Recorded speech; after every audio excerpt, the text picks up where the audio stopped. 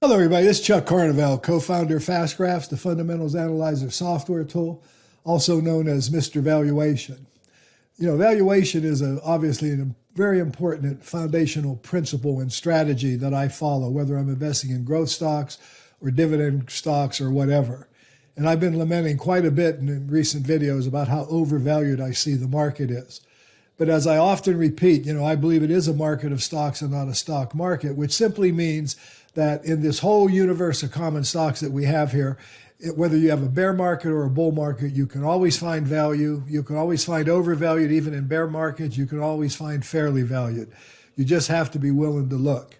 The other thing that I'm being asked quite a bit by you is everybody wants lists of stocks, and I think people, and I understand it because it's very frustrating. It's very hard to identify and find really attractive stocks here. So I'm always doing it. That's what I do. That's who I am. That's kind of part of my DNA, if you will. So what I've done here recently, I'm looking for dividend growth stocks primarily. I've got a couple that are maybe not precisely dividend growth stocks, but potentially future dividend growth stocks. But anyway, what I've done is I went out and I searched, every type of stock that I could find, every portfolio that I had available to me in FastGraphs and so on. And I've come up with 40 stocks that I think are attractively valued here. Now, by the way, there are only 16 of them that I already don't have conducted full research on. I'll be illustrating that a little bit later in the video. But the point is, this is just a good list of dividend-paying stocks that I believe are attractively valued, that have the type of characteristics that I covet the most. Now, I want to be clear also, this isn't every fairly valued stock in the market. These are just 40 that I like very much. Now, I'm going to go through these very, very quickly, and I'm only going to look at them from a perspective of earnings. If I was actually, when I begin researching these stocks, and I've got many here that I'm going to be doing and conducting more comprehensive research on, I'll look at cash flows, free cash flows, EBITDA, EBIT, enterprise value, dividend yields. I'll go through the balance sheets, the financial statements. I'll look at returns on assets, returns on capital. I'll put all of these through what I call the research and due diligence ringer. But what I've done here is I've just identified those that appear to be research worthy. In other words, stocks that have good histories. They've proven themselves to be excellent long-term businesses. They have good long-term track records. And most of all, in today's overheated market, they're, for the most part, attractively valued or even undervalued. And a couple are close. Only 2 or 3 of them are close.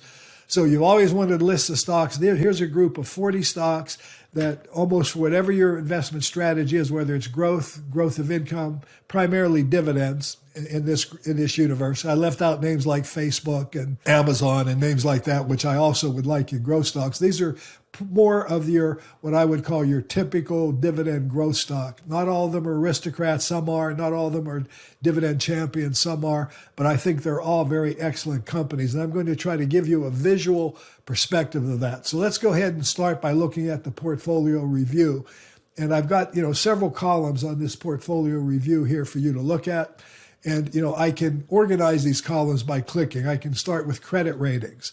Okay, I've got 4 here that have no credit rating, and I've got, several that are A+, several that are A, several that are A-, and I can just go through this. So this gives me a quality. Now, I can look at dividend yields. My lowest dividend yield is the growthiest stock in the group, Lithia Motors. And then Globe Life also has a very low dividend yield. But the point is I can look at them, according to dividend yields. As I scroll down here from top to bottom, I get several in here that have 3 and 4% yields. I have several that have 2 and 2.5% yields. So I've got an eclectic group. These are not all the same. What they all share, though, is that they've got earnings yields that are attractive. The only ones that possibly don't would be Comcast and Amdocs. Otherwise, from Cummins all the way down, they meet my 6.5. Cummins is just a little below it, but they meet my 6.67% or better earnings yield. And I've got some up here that have really attractive, even double-digit earnings yields, okay? And many of these companies I've covered in other videos. Again, I've got 40 stocks here. I'm going to go through them just to give you a perspective of what's available in today's marketplace. Okay, now, I can start out, and maybe I should start out. I'm going to go ahead and start out by taking a look at the S&P 500. Maybe that's a good place to review and a good place to start, because the key is to really getting the most out of this video, in my opinion, is to understand what the market itself looks like, okay? And that's, the overall general 500 stocks that make up the S&P 500, and what the valuations of those stocks look like relative to the ones I'm getting ready to show you here in rapid fire. So here's the S&P 500. The index has grown. This is going back to 2001, excuse me. The index has grown at an average rate of about 6.22%. You can see it's moderately cyclical here. So if I take price, a normal PE off the graph, you can see that earnings, in the recession of 2000 fell. Then we had strung together about 5 or 6 years of good numbers until we got into '08. And then we had 2 or 3 down years of earnings during the Great Recession, 1 flat year. Then we've had this really nice earnings growth. COVID, of course, interrupted that. That's what you see here. But then when I put price on the graph, you can see that price correlated with those earnings. And the market has commanded a premium valuation. That's the blue line. That's the market value line. But now you can see that the market's really gotten ahead of itself. So as I go through the rest of these stocks, keep in mind that when the price is this far above the orange line, that's significant overvaluation. When the price is below the orange line, that's a metaphor for undervaluation. All right, so I'm going to go through in no particular order here. And again, some of these I've covered in recent videos, but these are 40 stocks that I think are all worthy of your consideration. Here's Aflac. You can see that, the company's had consistent growth. There was a period of flat growth here. 2.3% dividend yield, trading at a PE under 10, which I think is extremely attractive. Company does offer a 2.3% dividend yield, and it did get beat up pretty badly price-wise during COVID, but I want you to note that their earnings actually did quite well, and the company's stock price has simply recovered and reacted. So there's Aflac, and I'm going to go through these just looking at them from a perspective of earnings to give you some ideas of what's available out here in the marketplace. And by the way, at the end of this video, I'm going to put this list of stocks, and I know you want them, especially those of you who are Fast Graph subscribers. You can then create your own portfolio or go ahead and put them through the Fast Graphs analysis by looking at the cash flows and the free cash flows for the non-financials and so on and so forth. But here we go. Let's start moving a little faster. There's Aflac. This is Globe Life. I really love this one. It's one that I didn't know very much about. A couple of characteristics: very, very consistent earnings growth, averaging about almost 9% a year, as you can see. They have an impeccable dividend record. They've increased their dividend every year. That's the white line. The area below the white line is the payout rate, dividend payout ratio. Note that they're only paying out about 10 or 11% of their earnings in dividends. So they have a relatively low yield. This one's all about capital appreciation plus dividend income. As you can see, this stock has historically been attractively valued, and you can buy it today at a very attractive valuation. This is one that's worth looking at going forward. You can see that it's undervalued. The next one I want to look at is Merck, the pharmaceutical. Pharmaceuticals have sort of come back to life. They went through an extended period of time being flat. Pfizer, Merck, are 2 examples of that. But now we're starting to get some pretty strong earnings growth going with these companies again. And Merck looks very attractively valued at this level right now. The next one is this Amdocs that I talked about. This one's a little bit higher than I would like. It would have been a great buy during COVID or even last year. The stock looks like it's trending down a little, so I would want to buy this one a little cheaper. They've only been paying a dividend, starting in 2012, but you can see how the price follows earnings. And, this stock might be a little frothy. It's one of the ones I mentioned, but it's the kind of company I really like. It's got, good, consistent earnings growth, and it has a really consistent dividend record, and it still has a lot of room to grow their dividend. They're still only paying out about 28 to 30% of their earnings in dividends. So there's Amdocs. Next one we'll look at is Intel. Intel is expected to go through a couple of relatively weak years coming up here. That's something to take into consideration, but the company does have an impeccable dividend record. And even with poor earnings performance coming forward, maybe temporarily before it starts ratcheting up again, the stock is certainly cheap enough to look at with a 2.5% dividend yield. The next one I want to show you is Cigna. This is one of the growthier ones in the portfolio. I like this stock a lot. It's just started paying a dividend. We really don't know what the dividend record's going to be, but you can see it's been a very, very consistent and relatively fast grower at growing earnings at about 11%, 10.97%. Here's one that I think if you're looking for total return, it makes a great deal of sense. And it's a A- rated company with moderate debt. Jackinthebox, the restaurant chain, this company is really kind of reinvigorating itself. Their dividend record is not the kind that I like so much. They have reduced their dividend apparently. The company does have a September fiscal year, I want you to note. It got really overvalued for a period of time. And then, of course, COVID came along, and COVID brought it down to an extremely low value. COVID was a great time, forget about all the horrors of the disease, to be buying stocks, just like 2008, 2009 was. But the company's recovering. Jack in the Box looks interesting here. I don't own this one. I don't know a whole lot about it. I do know the company's, got some really ambitious endeavors they're working on. This one I plan to look a little further into myself. The next one is FMC. I covered this in a recent video. It's a fertilizer and agricultural company. You can see how it was overvalued. It's become attractively valued. Pretty consistent growth, good dividend record. You can also see that they've increased their dividend payout ratio rather substantially here recently. Here's Spire, a gas utility. I think there are several gas utilities. UGI is another one I'll be covering here that look attractive. These stocks were overvalued just a year or so ago. They've now come back into value, kind of rallied again, and now it's back to where it's at least reasonably valued. It offers a 4% dividend yield, an earnings yield of 6.9%, and good consistent growth at about 5.5% historically. So this is one that you might want to take a look at. Tyson Foods, which is, packaged foods and meats. It's really done well since coming out of the Great Recession. The stock fell during COVID. It's got very inexpensive, and it's kind of rallying, moving back into alignment with earnings, which is more normal for it. Offers a 2.3% yield, earnings yield of 9.8%. Looks very attractive to me at this level. Raymond James Financial, I just covered. Just really almost a perfect correlation between earnings and price. Earnings are expected to grow. Dividend yield is relatively low. The payout ratio is very low. I want you to notice there's room for that to grow. Decent earnings yield. 12% double-digit growth. That's something that I think is, worth looking at, if you will. Amgen, I've talked about. I think Amgen has, after the little correction here, has become very attractive.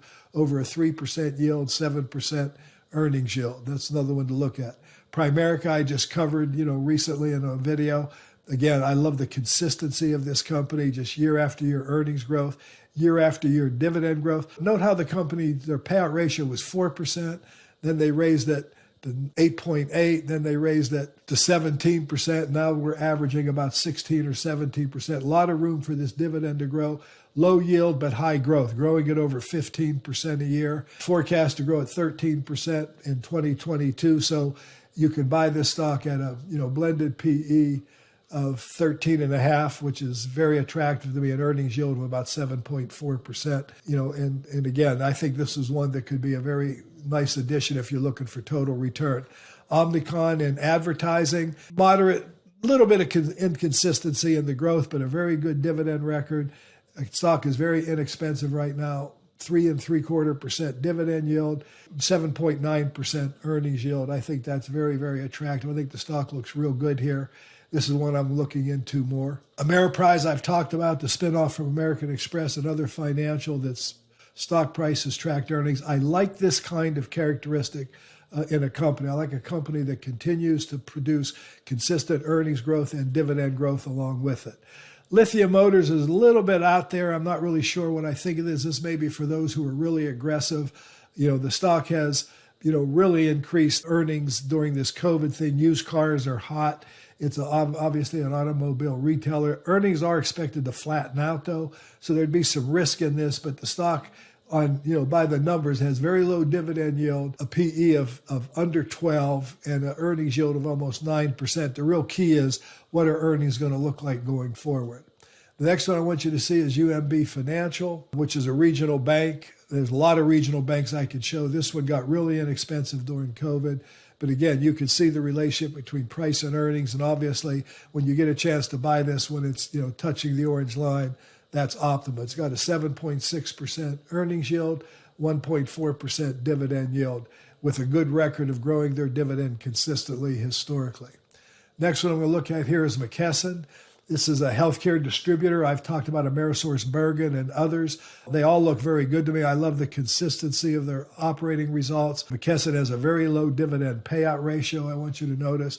A very low yield, but it's primarily growth. It's a 15% grower historically, and forecast to grow at 18% in 2022. So here's one that looks very inexpensive, and it's been rallying back towards earnings. It's obviously a healthcare distributor, and the opioid crisis is what has affected companies like Mckesson.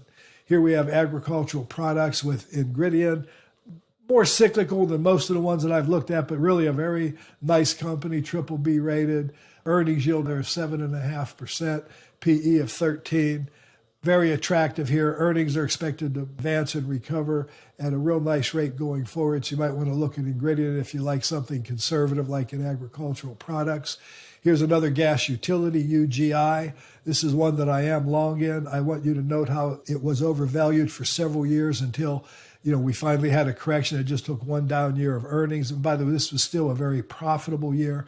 And what a great time to be buying the stock back here. But I think it's still a good time to be looking at it now, especially in light of how overvalued the market is. J.M. Smucker, the jellies company, packaged foods and meats in addition, you can see how overvalued it got. It's been undervalued here recently.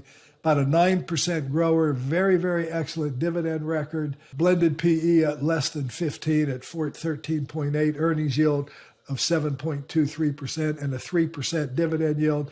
This might be a nice choice for those of you looking for current income at good value with some growth. Lockheed Martin, one that I'm currently long on.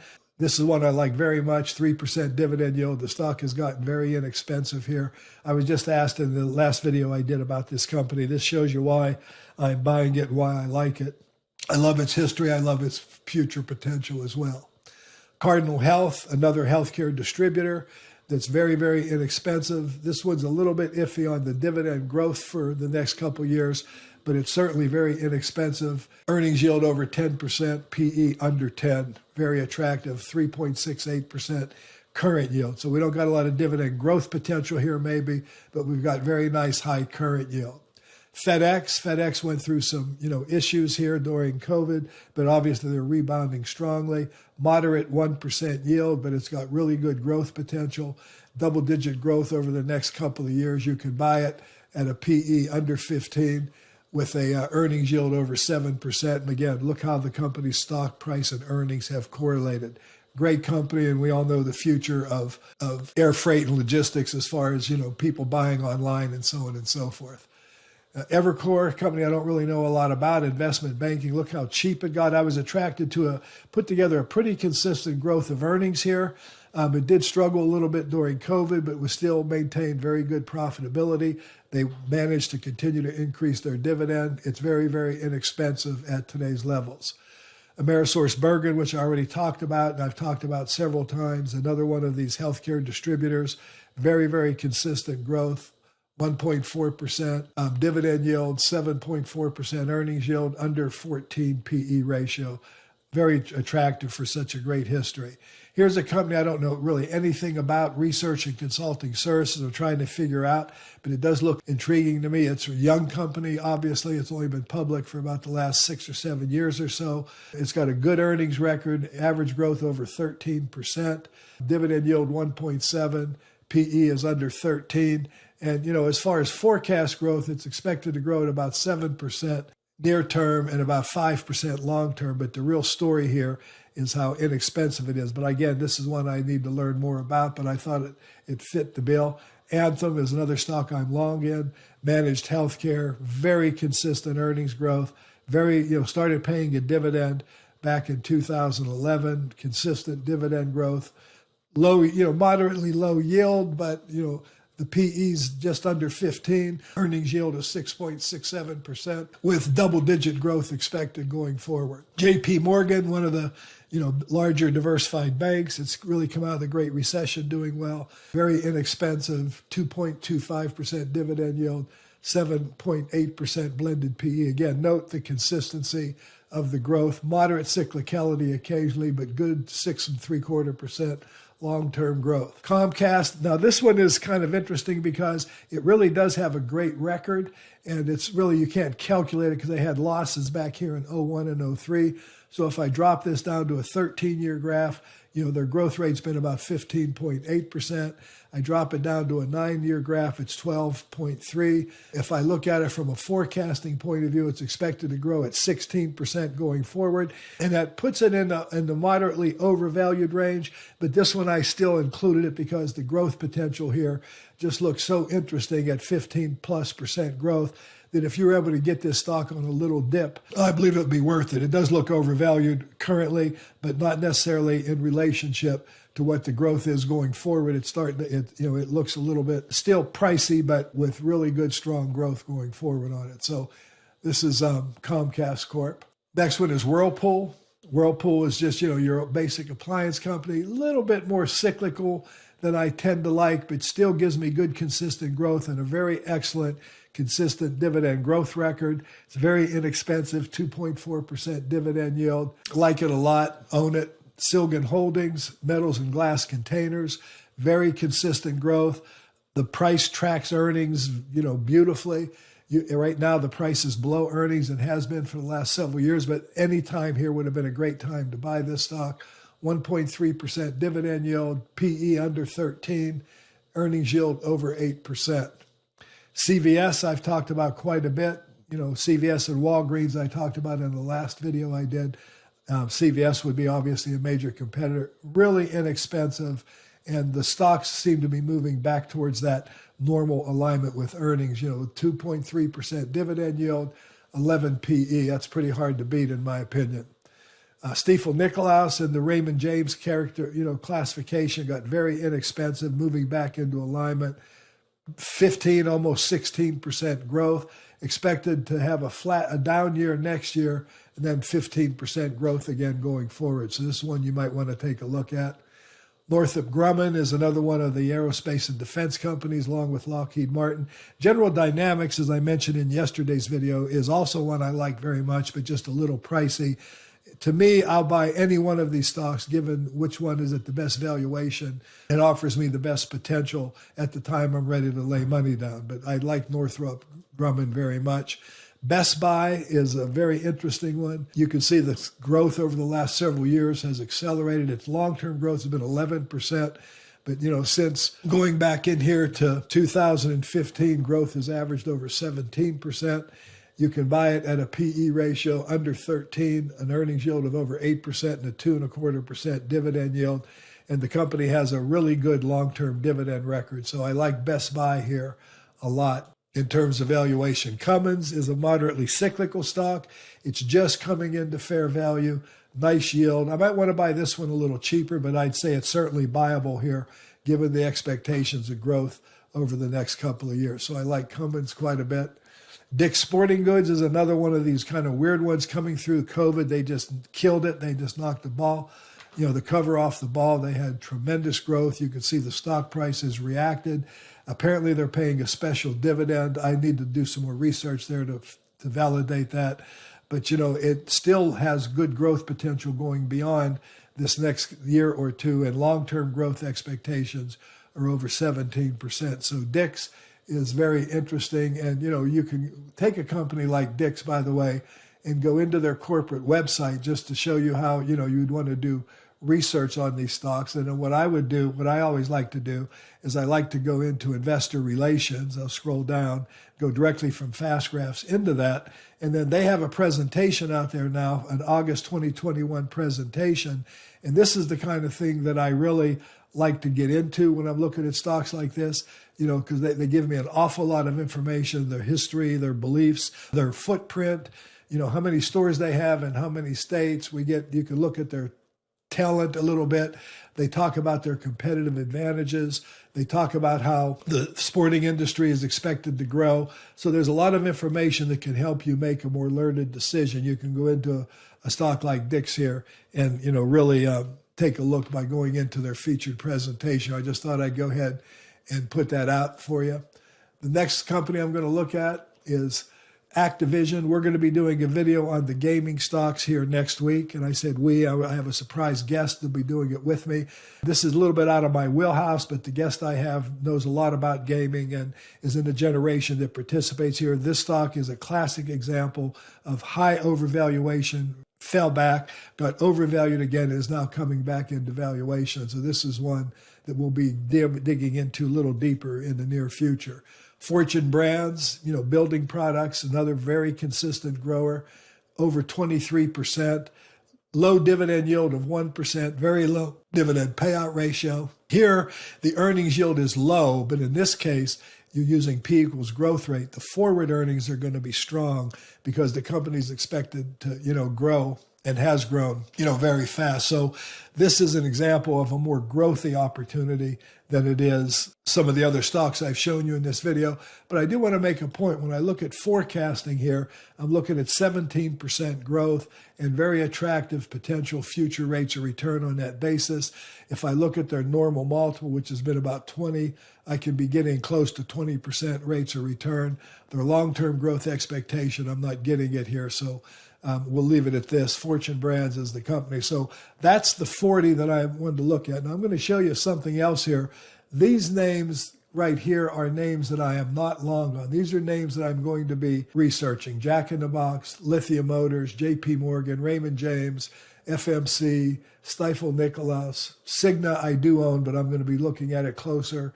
Evercore, Dix, Amdocs, Best Buy, Primerica, SAIC, Smuckers, and Spire. I forgot what Spire's name was. Anyway, these are 16 that the rest of the stocks in this 40 list, I've already owned them, or they're already, stocks that I've researched. So the point is, even in this market, I've got great stocks that I can look at. You wanted a list. I'm going to give you this list at the bottom of the video. So, if you like the video, give me a like. Again, I went through these very, very quickly. I'm only looking at them from a prospect of earnings and historical operating results. I only glanced at forecasting on a couple of them. I just wanted, people are asking me for lists. I just want you to know the main purpose of this video. There are good stocks out there that you can look at. You don't have to wait for a market crash. There are plenty of good stocks that are attractive at good valuations today that have bright futures that you can look at in adding to your portfolios or even building a portfolio with. If you like this video, again, subscribe to the channel, give me a like, a thumbs up, ring the bell. And as always, I appreciate you, and I look forward to talking to you again real soon.